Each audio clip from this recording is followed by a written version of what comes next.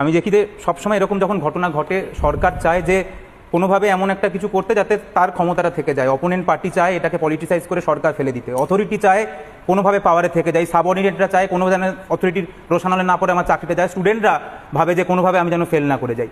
প্রত্যেকে যদি এরকম ভাবে, তাহলে এই মেয়েটি যে এই অকথ্য যার উপর অত্যাচার হলো, যেটা স্পষ্ট, এই যে তুমি ইনজুরি রিপোর্ট দেখাচ্ছিলে, এটা তো নর্মাল নয়। এটা তো বোঝা যাচ্ছে যে তাকে মৃত্যুর আগে তাকে এটা তো নর্মাল নয়, জাস্ট গিয়ে এটা তো কেউ করেনি, এটা তো তার উপর শেষ কয়েকটা মিনিট তুমি ভাবতে পারছো যে কী হয়েছে তার উপর।